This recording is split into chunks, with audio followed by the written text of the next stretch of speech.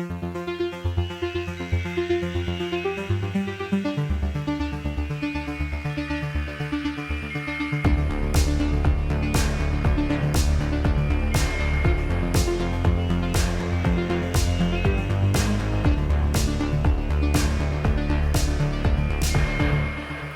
everybody, welcome back to another episode of Every Horror Movie on Netflix. It's that podcast where we watch, review, and discuss every horror movie on Netflix. I'm Patrick, and I'm back this week, as always, with Chris.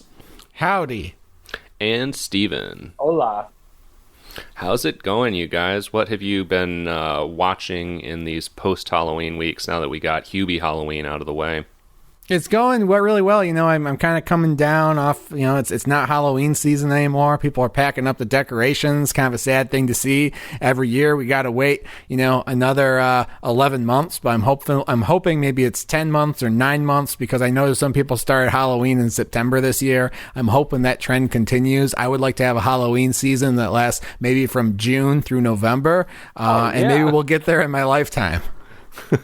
We can all only hope. Christmas also weirdly started way earlier than usual this year. I think it's a pandemic thing, so I think your June through November Halloween season may be largely dependent on whether this pandemic is still significantly with us by next summer. So I guess there's pros and cons to that particular situation. Steven, what have you been up to? You know, I'm back in my bullshit. Been watching a lot of horror lately, and I watched a couple of N films.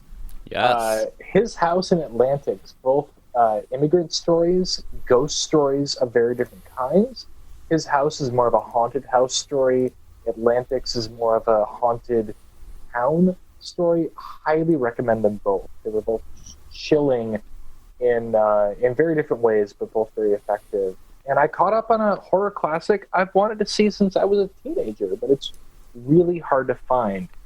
Patrick, I know I've talked to you about this a little bit, but the Polish director Andrzej Żuławski's Possession, starring Sam Neill of all people, and yes. Wow, if you can get your hands on this, it does Lovecraft accidentally, I would say, better than any Lovecraft adaptation I have ever seen.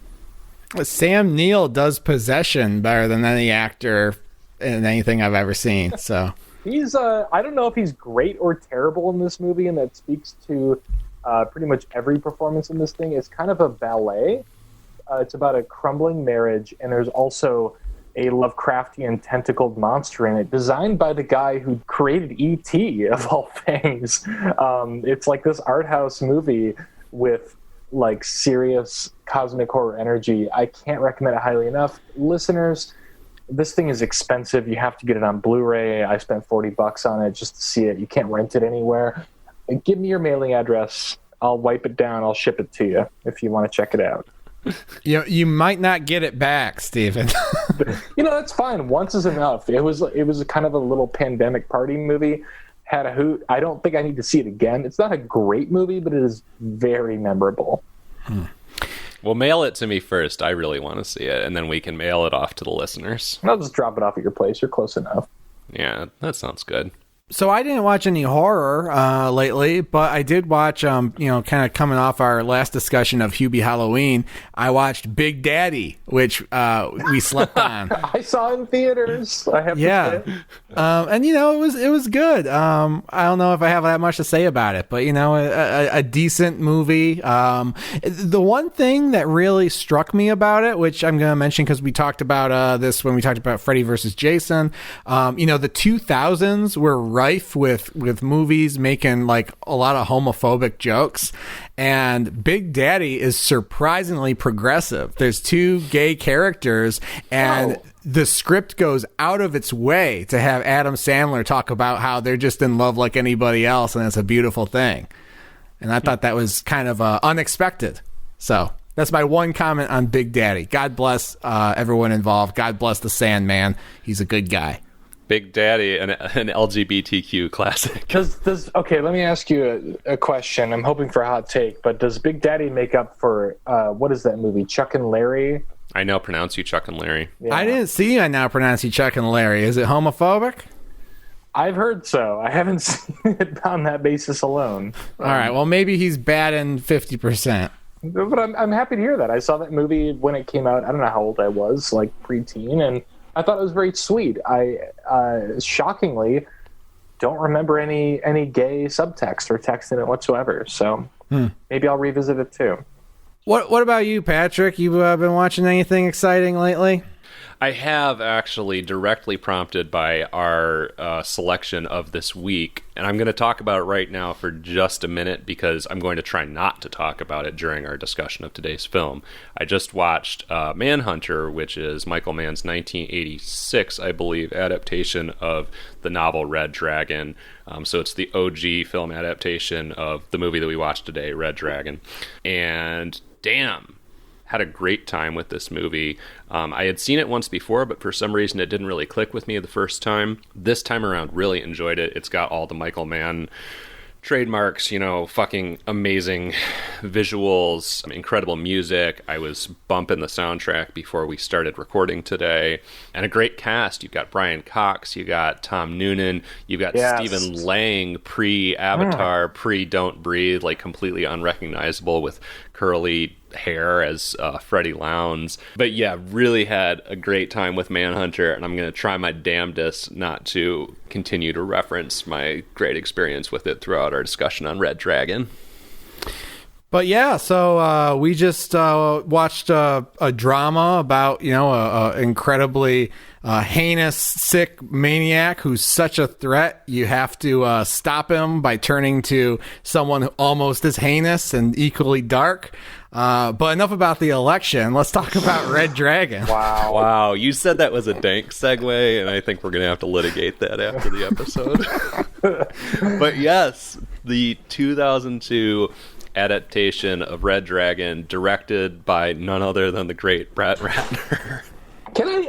I gotta take a pause right here, guys. Yeah. Brett Ratner, wow. There was a time where that was like, I feel like that was like a household name if you knew anything about movies.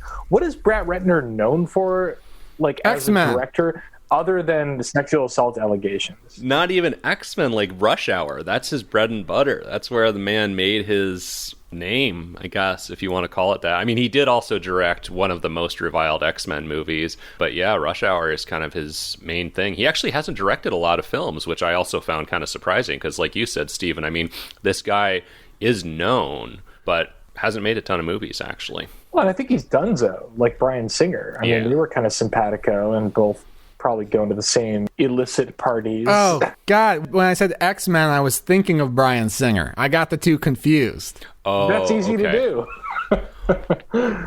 I guess because they both directed X-Men movies and both have sexual assault allegations, but that's a pretty small club. That's a pretty small club. At least, okay, well, sure. But at least the similarities end there. I mean, Bryan Singer is a good filmmaker, like has made some good films that have interesting themes, whereas Red Dragon is, I want to say, kind of the only like capital F film that Brett Ratner made. This movie is such a weird outlier for him in that it's a sober drama starring an incredible cast of actors, and this guy is mostly known for like pretty dude bro kind of movies.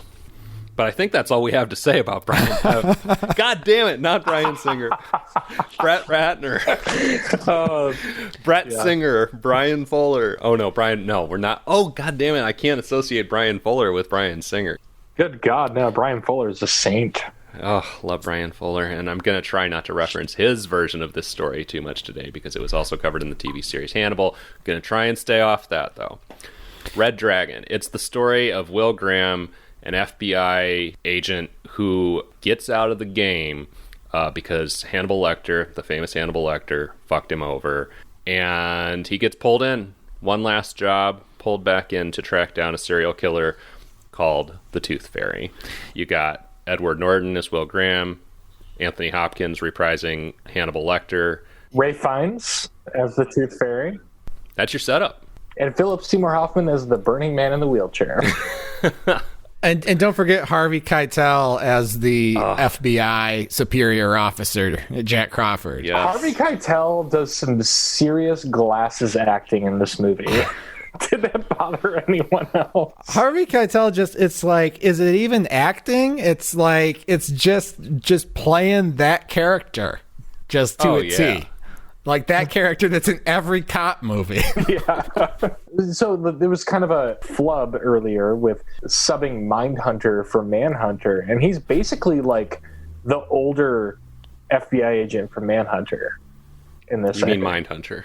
My God damn it, I just did it while I was talking about it. Man, all our brains are mush today. I mean, pretty much. I'm scrambled. And every day. You know, I think the Mindhunter, Manhunter flub is kind of indicative of this whole genre of like profiling stories that, you know, we've kind of had a run of for the past 20 something years. Sure, it's basically like Mindhunter is about FBI agents trying to like classify and understand series killers, as they call them in that show. And I think the Thomas Harris universe is about something very similar but fictionalized. It's about, you know, FBI agents with specialized skills and abilities trying to like understand and classify what makes these horrible monsters tick.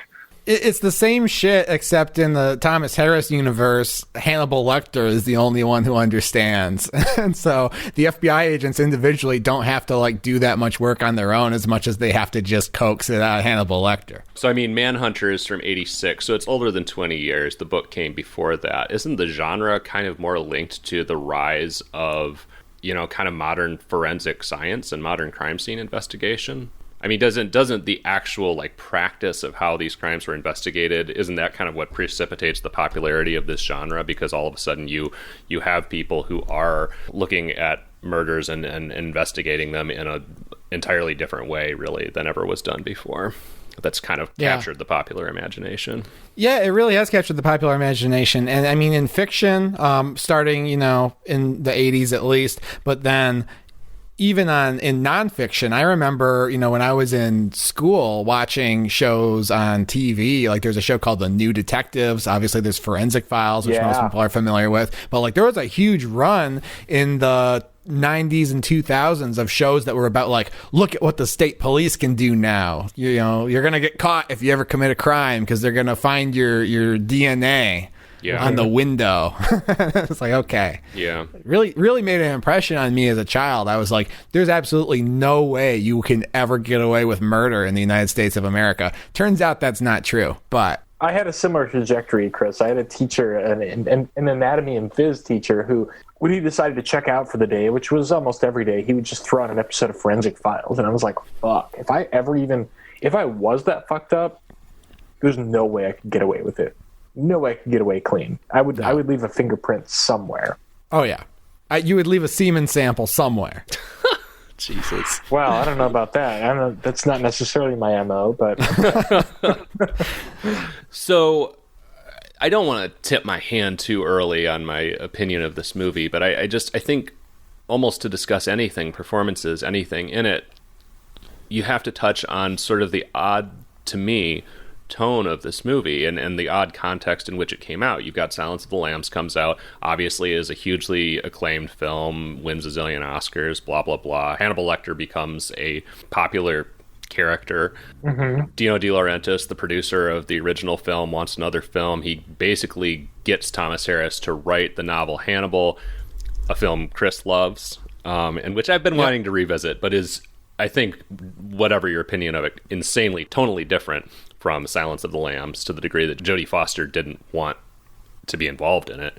And then you got to keep it going. They got to keep the Hannibal train going, but they want to bring it back to basics. So they do Red Dragon. It has more of a sober tone. It's not as balls out as Hannibal. And I feel like it's trying to go for sort of the tone and the level of prestige associated with the Silence of the Lambs. And it does it pretty well. I mean, it's a fairly well put together movie. I want to say it's well directed. It looks okay. You know, it's well acted. But there's just something about it that just doesn't come together. There's just so much about it that is serviceable, but just doesn't get there. Well, I have some theories. Yeah, go ahead. And so, to be fair, it's been a long time since I've seen The Silence of the Lambs. I think I've only seen it all the way through once or twice. Bad horror fan, I know. But I think what's going on here is The Silence of the Lambs has two things going for it. One of them, most basically, is I think it does a little bit better character work, where you have Clarice Starling, who's a little bit more fully realized as a character, and also there's more conflict with her in the case as the movie progresses in Silence of the Lambs, which is interesting. Here we've got Will Graham, who, was friends with Hannibal Lecter, and then Hannibal Lecter tried to eat him. Now they're not friends, and he's afraid that, he's retired, and now, like, coming back on the case, he's afraid it's going to blow back on himself and his family. Yeah. Which is interesting, but it's only interesting when there's a threat to his family, which isn't very often in this movie. So for the most part, he's just Joe Cop doing Joe Cop stuff, and you don't have the kind of, like, insecurities and stuff that are in Clarice Starling for the whole movie.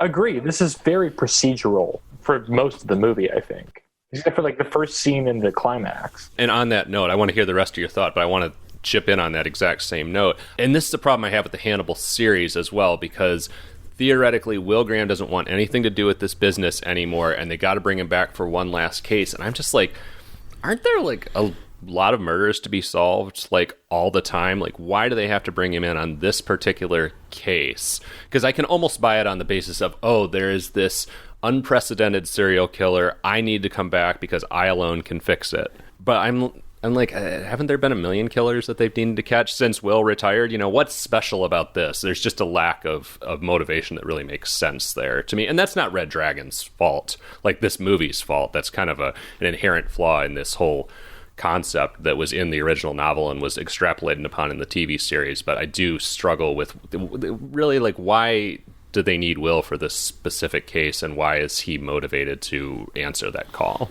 Well, I mean, they reach out to him because they want to use him to get to Lecter. Why they want to get to Lecter specifically for this case is a little less clear. It is unclear, and Will Graham has this complex about saving lives, which is also very underdeveloped and very kind of ham-fisted. The way it actually left me with more questions than answers. I never really felt like I understood his psyche and his motivation throughout this entire thing. Yeah, that's true. So my second point is a hot take, but you have two things to say about this. I think another difference between this and Silence of the Lambs, which informs Hannibal to some degree, is that this movie is not really as lurid as Silence of the Lambs. And I think that the lurid details in Silence of the Lambs are a large part of what captured the imagination of people, where it was like kind of had some shock value to it. If you think of what do people remember of Silence of the Lambs, they remember, like, people throwing semen at Clarice. They remember Buffalo Bill. They remember him wearing the fucking guard's face to escape from the jail or whatever. Like there's really, this movie kind of pulls its punches in just the fucked up degree. And I think there's something to be said for that. And so you look at a movie like Hannibal, and I can give it some credit because I think it appreciated that aspect of Silence of the Lambs and said, we're just going to make a movie that's lurid as fuck from start to finish. And I think that's maybe what they were going for with that one. I haven't seen Hannibal, but what I've heard of it sounds like it kind of swings like too far in that direction. You haven't seen Hannibal? I haven't seen Hannibal. I need to. Oh my God. Come over. We're going to watch Hannibal. What do you like about Hannibal so much, Chris? Now, again, I've only seen the movie once, and it was when I was much less of an adult than I am today. You were younger. I was younger, That's a but way to put it. it is a popcorn movie. It is just entertainment from start to finish, and it's so, like, operatic in scale, and literally operatic. I think there's an opera in the movie. Oh, yeah. But, like, we got Hannibal Lecter, he's globe-trotting. We got Gary Oldman with just a disfigured face out for revenge. Everything is just so grim and bloody and ridiculous. There's a whole subplot, like, I'm talking a 45-minute long subplot where Hannibal Lecter's just trying to fuck some guy's wife. Like, just insane. A spoiler alert, Ray Liotta eats his own brain. Like, what a film. It's an experience. It's decadent. It's like Bram Stoker's Dracula levels of decadent. It is. Oh, I'm into that. I think the problem with both these sequels to The Silence of the Lambs is that they fundamentally misunderstand what's great about The Silence of the Lambs. I mean, it's interesting that you say you think the things that people remember about The Silence of the Lambs are, you know, the semen being thrown and the wearing the face in the ambulance and all that. I mean, sure, that stuff is memorable. But, I mean, when you get down to it, it's a fascinating character study. It's beautifully fucking acted. And there's a lot of really interesting thematic stuff in it about male gaze. It's dissecting the male gaze in a really interesting way. Yeah. It's a really, really well done movie. It's a character piece. And also, fundamentally, Hannibal Lecter famously is barely in it. Like, you have a sense of him as this huge presence, and Anthony Hopkins' name is on the poster, but he's in it, I forget how long, but his screen time is minimal. And I think Hannibal, the movie, makes the mistake of delving into the lurid stuff even further, and kind of failing at least to create a movie that works the way The Silence of the Lambs does. And then Red Dragon tries to dial it back and again do this somber kind of thing, but also it's still too fixated on Hannibal. Like, it still thinks the movie is too much about Hannibal. This movie begins and ends with Hannibal. Anthony Hopkins is turning the camp up to fucking 11 in this movie. He really does. Oh, with his fucking ponytail, too. Jesus. He just feels completely out of place, and it's got, weirdly, that same energy that we talk about with some of these, like, Halloween and Nightmare on Elm Street, where the villain has become so popular that they almost have no choice or can't see any path other than to essentially make him the protagonist. And it doesn't work. Well, I don't know. I mean, does it work? There's a lot of different ways to kind of watch this. I mean, if you're expecting the Silence of the Lambs sequel, or if you're expecting something that's going to recapture the magic, the lightning in a bottle sort of thing of Silence of the Lambs, which honestly, Silence of the Lambs probably works better than anyone had intended when they made the movie. Like, I think there's a lot of it was a kind of a perfect storm that made that movie as good as it is. But for me, watching this, since it's been so long since I've seen any of these movies, and I actually did see Red Dragon when I was in college. I watched it, but I remember almost nothing about it. I kind of went into this just kind of as a clean slate, like, okay, let's see this movie, let's see what it's about, and almost as if it was a movie on an island that the other movies didn't exist. And I think it works just as a kind of by the numbers thriller. It does the job. Chris, I went into it with a very similar perspective. I did see this in the theater. And at the last episode I mentioned there were two moments that I still remember vividly from that experience, which both held up remarkably well for me. But I tried to just like divorce this from what I know about the Hannibal, mythology, which is a lot less than Patrick knows. And yeah, it works as a by the numbers thriller, but it doesn't really have a style. It doesn't have an identity. I don't know. It's just bland. And I don't know if it's that it's dated and that some other films and TV series have done this kind of story just better recently, like Mindhunter and like the Hannibal series or what, but it's kind of a sleepy movie. Let me tell you one of the sleepiest things about it to me, and maybe one of the biggest problems, is Edward Norton. I mean, an actor who I do like and who I think is a good actor in a lot of things, but boy, just kind of fails to catch fire in this for me. One of my favorite little moments is, and this is, not entirely his fault. This character, Will Graham, one of the main things is that he's highly, extremely empathetic, and this is how he catches killers. He goes into the crime scene and he empathizes with the killer and reconstructs what they did. And that's a difficult thing to represent on film. Manhunter, the movie, and this movie both represent it a lot of the time as him just fucking talking to himself, which is, that's easier to do when you're Thomas Harris writing a novel. It's harder to do in a movie. But one of the silliest fucking moments is early on. This is like in the first 20 minutes. Will Graham is at the crime scene and he's like putting together, there was talcum powder on this woman's leg and he's figuring out that the killer touched her. And he talks through this by going, he touched her. Touched. He says it 4 times in a row. And then we also get a gratuitous breast shot in the first 20 minutes, which I'm like, okay, there's the Brett Ratner directorial trademark right there, as we've got some boobs in the first 20 minutes. It's just, I don't know. There's just something about that line reading combined with gratuitous breast shot where I'm just like, oh man, this is It's not just the line silly. reading, but it's like he is supposed to be this kind of savant And there's this huge buildup to him realizing, like, oh, the killer took his gloves off, talcum powder. I'm like, I could figure that Yeah, shit this is out not in a huge 5 revelation. minutes. Right. Like, what are you talking about? Right. But his performance, it's serviceable. I don't think he's given a lot to do in the script, though. Yeah. I also want to point out his hair is very frosty in this movie, and that was distracting to me. It's very blonde. Yeah. Very 2002. Yeah. Yeah. It's a little more than the tips, but his roots are showing. Yeah. Well, look, let me make a shameless plug here, because obviously, like we've discussed, these profiler, forensic, investigator dramas are many. But if you're interested in this kind of thing, if you watch this movie and like I did, you really enjoyed the scenes for the most part of Edward Norton, Will Graham going through these houses, trying to recreate what happened with the serial killers, using his special gift to get inside the mind of a maniac.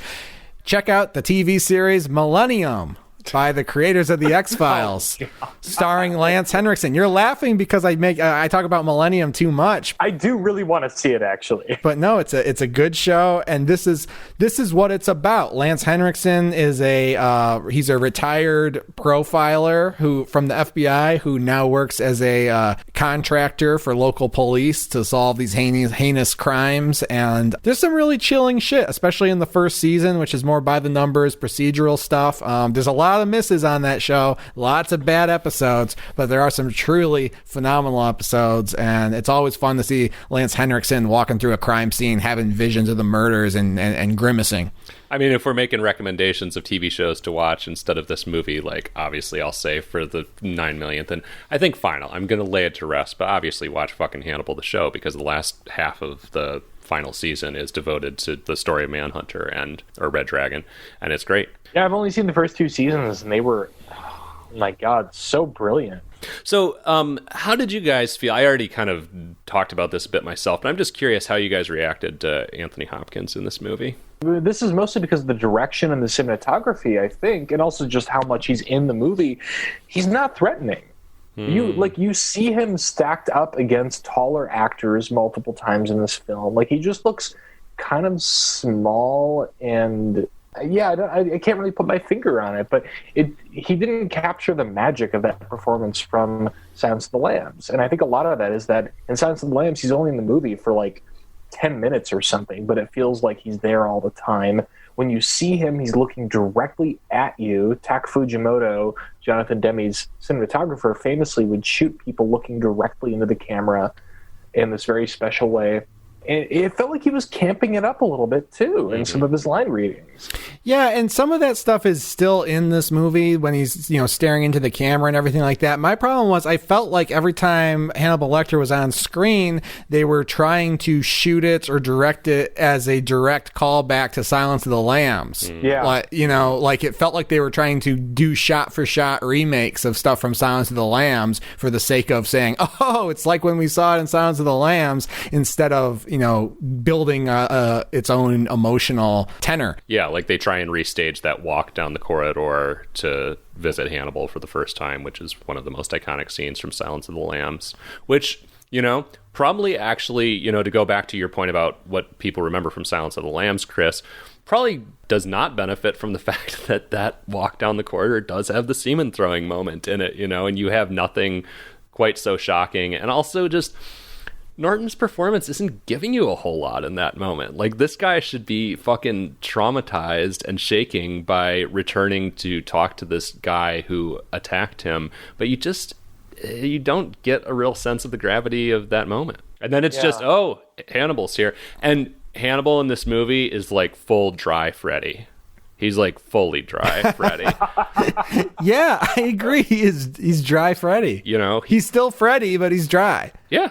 Exactly. I did enjoy the scenes with him and Will Graham, though. I thought it was some of the highlights of the movie. As it was designed to be, I guess. I never got bored when the two were talking to each other. I read that they actually went to Thomas Harris and had him help build out some new material so they could have more Hannibal in this movie than was called for. Wow. And that's the movie's detriment, I think. I mean, those scenes don't feel... I don't know, they don't feel special. in the way that they did in Silence of the Lambs. It feels like, oh, here's our old friend Hannibal Lecter. Like, you just kind of forget what a monster he is.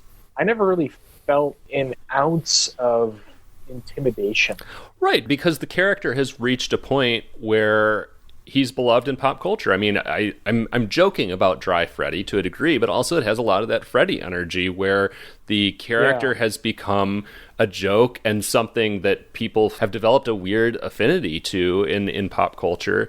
And the movie reflects that. You know, he's more there to make creepy little cannibalism jokes, you know, like the dinner party at the beginning where, you know, the socialite is like, God. Oh, what is this amuse-bouche? It tastes divine. And Lecter's like, if I told you, you'd never eat it. Which, if someone said that to me at a dinner party, I'd be like, I'm not gonna fucking eat it anyway. Same. Now. What the fuck? Yeah, who talks like that at a dinner party? I mean, it's designed to deliver a series of essentially like Hannibal's equivalent of Welcome to Prime Time, bitch. He's become a meme at this point. Yeah, I mean, exactly. And this whole movie is kind of a meme. I mean, like, no spoilers, but it ends with a tease for a sequel that we've already seen. Yes. Oh, yeah. Like, I don't understand this entire exercise. But, well, that's the other thing, because he loses some power because we know this is a prequel to Silence of the Lambs. Yeah. And we know that, like, he's not going to escape from the asylum and run wild or anything. Like, he's pretty confined. So the extent of his menace is what he can do from inside the four walls of his cell, which they do play on that a little bit. And that is a pretty good moment in the movie, and a pretty scary moment in the movie where Hannibal is basically trying to use the Tooth Fairy to kill Will Graham. That's scary. Maybe a little underdeveloped, but overall, I don't really have any complaints with the Hannibal Lecter stuff. I did think it was a little campy because at the beginning, in the prologue, I thought he was a really charismatic villain, and then it's weird because in his first scene, he's playing that Hannibal, and then in his second scene, he's like full camp movie monster Hannibal, and I thought that was kind of a jarring transition. But overall, I think it evened out. I am not going to fault this movie for Hannibal Lecter. There's not a lot I will fault this movie for at all. Actually, I thought pretty much everything in it was competent and had its effect and held my attention all the way through. It's just kind of a little formulaic and so on.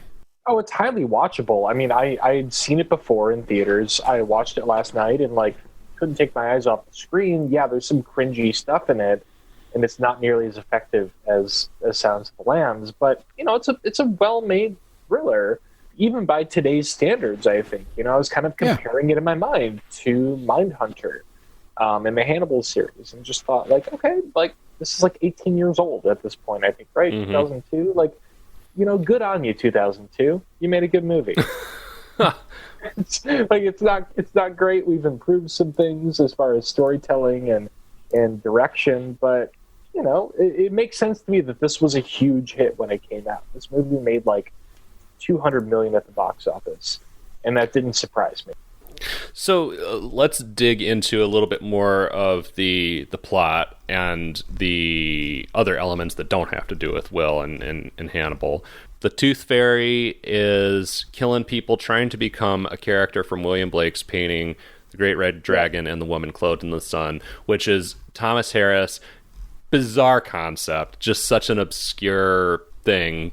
Thomas Harris probably just saw this painting and he was like, well, that looks weird. What if a serial killer was trying to become that guy? And you spin a whole book out of it. It's a fucking terrifying painting. It is. It's a wild painting. William Blake is a fascinating figure in history, but oh my God, I think this movie was my introduction to that painting, and I want a full movie poster sized version of that on my wall because I'm surrounded by horror iconography. But yeah, Francis Dolarhyde, the Tooth Fairy, is trying to become this dragon. He's killing families, and he's identifying families by the photo processing lab that he works with. He has access to see people's family films, and he's identifying families that he wants to kill that way, which almost sounds like a spoiler, but it's really not, because one of the interesting things about this movie in any version, this story in any version, is that you're one step ahead of the investigators the whole time. You see what Dolarhyde is doing, you see for the most part, his MO. So like as Will is learning these things, it's not necessarily a surprise. It's more about like the timing of when Will and the FBI are going to catch up to you.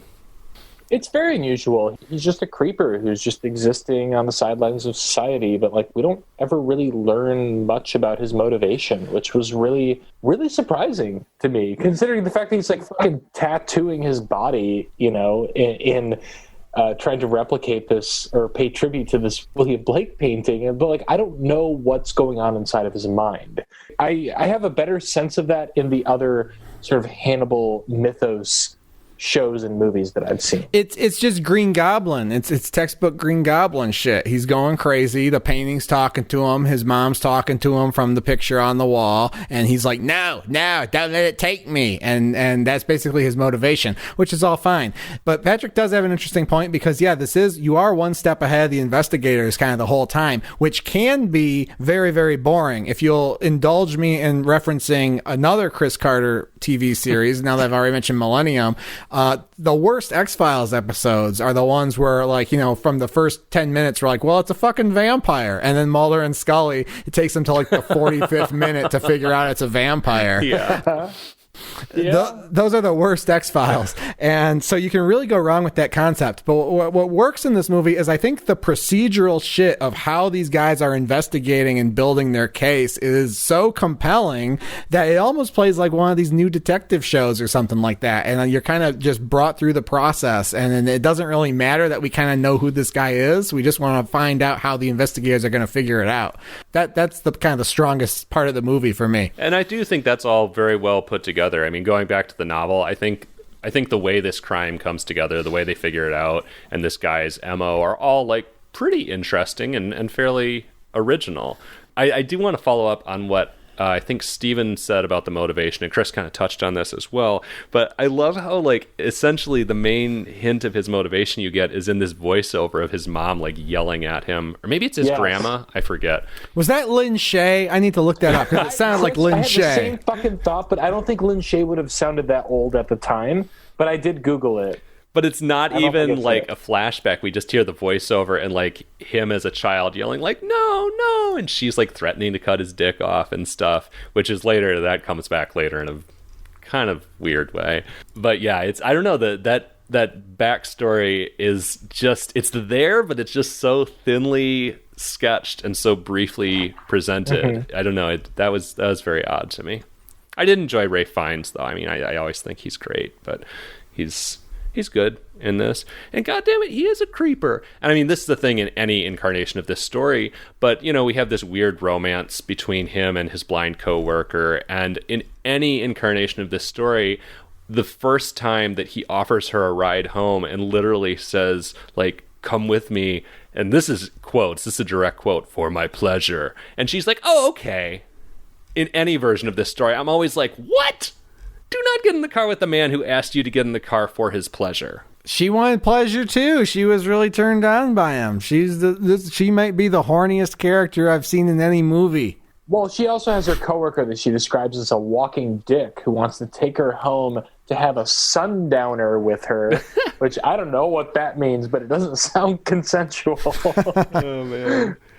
The scene, and this is so Brett Ratner as well. I don't know, this may be in the novel. This detail may be in the novel, but just this particular depiction was so strange to me, where, he takes her home and they're going to have sex for the first time. She's coming on to him pretty strongly while he's watching his videos of the people that he's killed. And she goes down on him while he's, like, got the video paused on a still frame of the woman that he is about to kill, like in her bathing suit, and he's like ogling her body as that's great. The blind woman goes down on him. I don't know, it was just such a strange touch. By that point, we are kind of, at least for me, starting to build sympathy for this guy because, he's got kind of a sweet little romance story with his blind coworker. it seems like he's at a crossroads in his life where he's like trying to choose a path where he's not killing people. He does become sympathetic. I think it's easy to root for this little love story and everything like that. And then, yeah, it is dissonant to be like, oh, I want them to start making out or something, but he can't do that. But until he gets turned on by his murder victim thing. But again, it's the thing. It's the whole conflict within this character is that he's conflicted and insane and unstable, except for when he's in full chewing the scenery villain mode, acting as the dragon, saying "Do you see?" and all that stuff, which is equally entertaining. Yeah. I just realized though he wasn't in the credits, but the other coworker at the shop who was trying to hit on our blind hero looked really, really familiar to me, and I couldn't place him. It's Brett from Pulp Fiction. Oh, wow. That's wild. God, we haven't even talked about Philip Seymour Hoffman. We haven't. Oh, let's devote a moment to Philip Seymour Hoffman before we roll down to the spoiler room. I mean, he's great. He's always great. Like a moment of silence, or you want to talk about him? Obnoxious in this movie. I hate his character, hate his performance. What? You hate the performance, really? That's interesting. What do you dislike about the performance? Somebody I read a while ago, like long before he died, said that like Philip Seymour Hoffman is one of the most obnoxious actors in film because he is not generous. He is trying to steal every single moment he's in. I largely disagree with that, but this movie lent some credence to his theory. Like, he is just so fucking over the top and loud. He swallows up the scene whenever he shows up. I disagree with that. He's kind of just shuffling through, right? Like if anything, you could blame Philip Seymour Hoffman for like getting drunk the day before shooting and not learning his lines and just shuffling through this. But that's what the character's supposed to be. It's a great performance. What the character's supposed to be, but it's still like he's like weirdly distracting for what a minor figure he is in the large scheme of this movie. All right. Okay, that is true because this role calls for a no-name actor. It should be like Mike White or somebody should be playing this character, like not Philip Seymour Hoffman with those chops. Just play this straight. We don't need the obnoxious tabloid guy to just be like, "So you're gonna give me a story today?" Or well, right. I mean, this is kind of your stock pushy journalist character who is always trying to insert himself, and that's a type. But I think he, as Chris said, he kind of shuffles through it. He's kind of slurring his lines, but he still has that personality where you can understand why he's a thorn in everybody's side. And to me, it came off as a character that felt more real, as opposed to just that caricature that you've seen 1,000 times. I really liked him in this, and in fact, I think that the space that he takes up is entirely appropriate to what the character is. I felt like it was a cartoon, and the second time I've seen this movie, I still laughed out loud with glee when I saw him on fire in the wheelchair riding down the road. That was so satisfying for me because I no longer wanted to see that character in this film. Yeah, Philip Seymour Hoffman gets abducted by the Red Dragon killer and forced to watch a PowerPoint and gets absolutely menaced. He gets duct taped to a chair. He's or super glued to a chair, rather. He duct tape. I was thinking of Suicide Kings still. This has been a Suicide Kings week for me. What week is it? I don't know what that means. So he's super glued to a chair. He's absolutely menaced. He's trying to bargain his way out of it. He's trying to play into the Red Dragon's delusion and be like, oh, I understand. Yes, this is really profound. We need to make sure all my readers understand your moral blah blah blah whatever. Which is interesting because the Red Dragon's ultimately defeated because our profiler character successfully plays into his delusion because he's smarter than Philip Seymour Hoffman. But the thing that's funny is there's a jump cut to Philip Seymour Hoffman on fire going down a street in a wheelchair. And the reason it elicits a laugh from me, even though it's horrifying, I think, is because it's so not what you're expecting to happen to him. Like they're in a secluded location being menaced. You think he's just going to slit his throat or something because that's what he's there for. And instead we just get this like way over the top death scene. Something that would have been more at home in Hannibal. I will say it is certainly an unforgettable image. Well, if you'll indulge me one more shameless plug, anyone who's interested in Philip Seymour Hoffman needs to watch Mission Impossible 3. Oh, yeah. His greatest performance. No. If you don't believe me, just shut the fuck up. It's his greatest performance. No. And you put that movie on, and if you're not spellbound in the first 3 minutes of that movie, turn it off. But you will be spellbound. How many Philip Seymour Hoffman movies have you seen? I've seen Mission Impossible 3 a couple times. I've seen That's still I've just seen one. Magnolia. I've seen There Will Be Blood. All right. I'm abandoning ship on that debate. I mean, he is great in Mission Impossible 3, but best performance is a stretch. All right, I guess we got to wait for Steven here. Yeah. Don't know where the fuck he wound up. Steven's been taken by the Red Dragon. See Steven. See Steven transform. All right, Steven's back. So, should we do our reviews so we can roll on down to the spoiler room? Yes. Great. Who wants to go first? I'll go first. I'll give this movie a Q-it. It's serviceable. Much better shit has been done in this universe of Hannibal Lecter, this iconic character, but it's not a mind blower. It's pretty by the numbers by today's standards, but it does, it moves, it works. You don't have anything better to do. It's a decent sort of thriller to keep you up a little bit later than you might normally do. Yeah, I don't know. It's pretty bland, but worth a watch if you're a completist. I guess I'll say that. I feel like the tone of that review was very like a wheelchair on fire rolling down a parking ramp. That's every review I do, though. This is the one space that I get to in the show every single time where I'm just like, I feel like I have something really important to say, and I'm going to try and buy time until I get there, and I never do. It's always just a fucking interminable ramble, so I'm going to end it now. Patrick, would you view it, cue it, or screw it? I mostly just meant that it kind of felt like you were sliding from a cue to a screw almost as you talked about it more. It seemed like you were getting more negative as it went along. I think, and that's where I'm at. No, you know what? I'm going to get on the damning it with faint praise train and give it a cue it. I don't know. It's not something I can recommend. It's there. It's, to me, fairly lifeless. It's well done, but I don't know. It didn't engage me.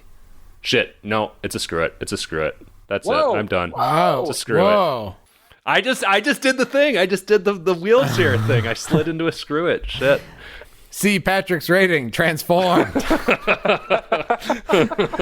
Do you see?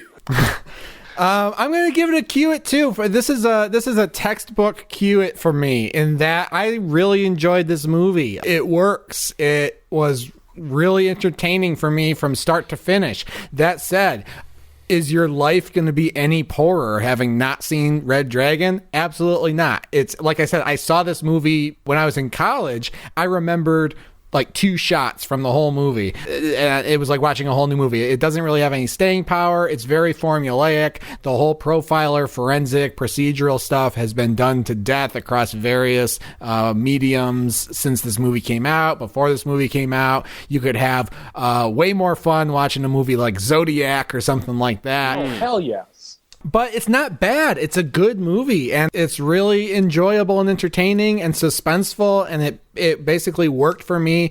Everything it tried to do succeeded. I think it's probably unfairly compared to Silence of the Lambs. I mean, I guess that's what you sign up for when you make a Silence of the Lambs sequel. But if this movie had come out and not Silence of the Lambs, I think it would be held in a little bit higher regard than it is. But, not holding anything against it. It's just, it's the definition of a cue it, because if you don't see this movie, your life will be doing just fine. So, cue it. All right. Well, there it is. So next, as usual, we're going to head down to the spoiler room, get into all the spoilers of the ending of this film.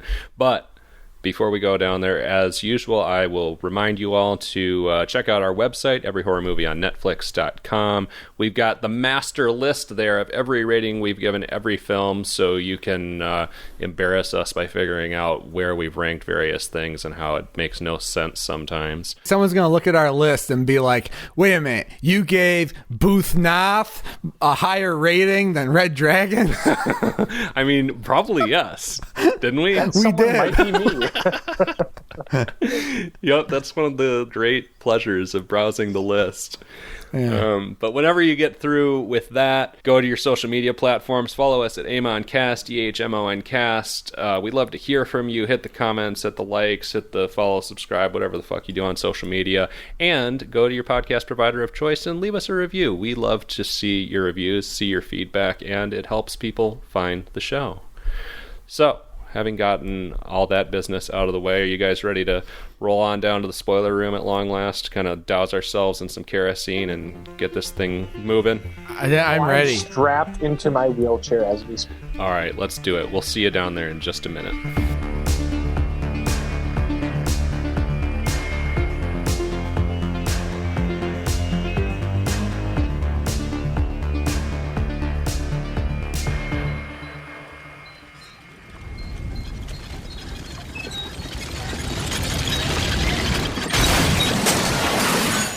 All right, we finally crash landed into the spoiler room for Red Dragon. It's time to spoil everything about this movie. So, what are the spoilers from Red Dragon? There are no spoilers in this movie. We're constantly apprised of everything that is going on both sides of this investigation the entire time. The only real spoiler, which we'll get into, is kind of a ridiculous misdirect at the very end of the film. Kind of a gotcha moment. But, like, yeah, we know what's going on. There's the whole thing with the videotape. Well, we know that he works in the fucking lab. Like, this is what he does for a living. Like, of course that's how he got the tape. That's how he kind of cased out this woman.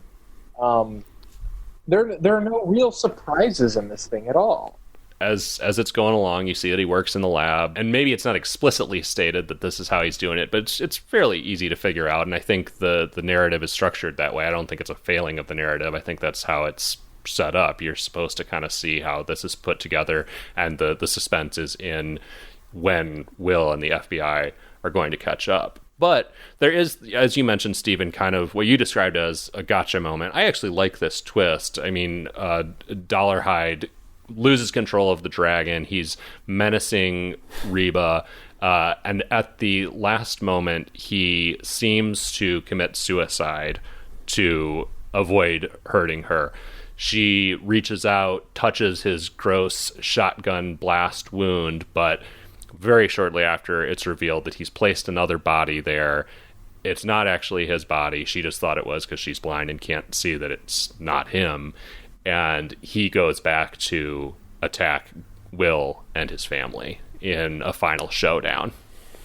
Right. She had a date, and Dolarhyde shot the guy on the way in, and then he swapped it out. The house is on fire at this point. It explodes because, of course, it does in very dramatic fashion. It's that kind of movie.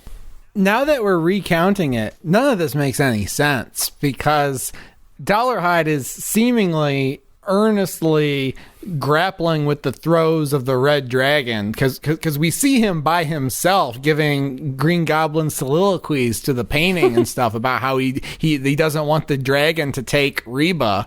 That's honest conflict when he's like going back and forth between menacing her with the shotgun, menacing himself with the shotgun, all that stuff. But then what? He decided he just was going to fake his death instead and burn down his home for the sake of getting revenge on Will Graham, who he barely is even aware of as a person. You know, it really hasn't struck me before when I've watched any of the incarnations of this, but as I was explaining that just now, it hit me in exactly the same way. I was like, wait, this really makes not a lot of sense. And that's the thing. Like, these Thomas Harris books, I haven't read them, so I'm completely talking out of my ass right now. But I get the sense that these Thomas Harris books are like Dean Koontz airport thrillers that are not meant to back up prestige movies. I mean, neither of you has read any of them. I've read Silence of the Lambs, Hannibal, and Red Dragon. And I mean, yeah, they're not great literature. They're interesting police procedurals with charismatic characters. Yeah. So Dean Koontz. Yeah. No, well, Dean Koontz, I don't know if there's cops in Dean Koontz. It's just like suburban families who have to like pretend they're cops because they're put in peril. Sure. I want to talk about, and by talk about, I mean, I just want to highlight really one of the crazier moments in this movie. Dolarhyde manages to somehow get into a museum and see the original the apparent original Red Dragon painting, which like that is not a thing that makes any sense whatsoever on any level, and eats the entire thing while killing 2 people in the process. Or he doesn't kill them. I think he eats it. Out. He eats it like Baby Yoda. He does. I was gagging watching it. It was like fucking impossible how quickly he manages to digest this entire gigantic painting. Oh, man. It's such a weird plot point of this story that, again, is part of the story. Red Dragon, the movie, did not make it up, and this also exists in every incarnation, every adaptation of this. And every time I see it, I'm stupid. Like, this is so absurd. That's hilarious. And it really serves no... I mean, again, it's a climax to his whole Green Goblin situation, but it doesn't really serve the plot at all because we just see this ludicrous scene where he's in the museum just like blackjacking people and eating paintings, and then the next scene is like Harvey Keitel straight as an arrow being like, some maniac just broke into Brooklyn Museum, ate a painting. and Edward Norton's like, oh fuck, that's gotta be him. And Harvey Keitel like takes his glasses on and off and no less than 5 times in that short sequence. But God bless. Anytime this movie showed up with some Hannibal energy, I was there for it. It was great. Like, that's a real memorable moment. That's something I've never seen in a film before. I wish this movie had more of that energy of just trying to be just weird and depraved and surprising, but frankly, that doesn't happen often enough. Oh, so you want it to be Hannibal? I guess so. I guess, Chris, next Kino Lorber sale, I'm going to buy that Blu-ray for $8. We're going to watch it. Oh, absolutely. Oh my God. Oh, I can't wait. But the Tooth Fairy goes to Graham's house and threatens Graham's little kid. He's got like a 10-year-old kid that Dolarhyde is holding a shard of glass to his neck. It's set up really well, you know. It feels like falling action, and then it's a hell of a good presentation because they're out having a fire by the ocean, having some beers, little family, decompressing. It plays like normal falling action, but then the kid goes in the house and never comes back, and then it's like cut to Harvey Keitel, and they're like, sir, we just got some results from the crime lab. Turns out Dolarhyde's still alive and just got on a plane to Florida. And Harvey Keitel gets on the phone. He's like, hey, he's alive, but it's too late. He's in the house. He's broken all the mirrors again. That's his trademark. We haven't even talked about that. Okay, but something I found interesting about that was that I felt some of the shock of Dolarhyde still being alive was diffused by the fact that you do get that Harvey Keitel stuff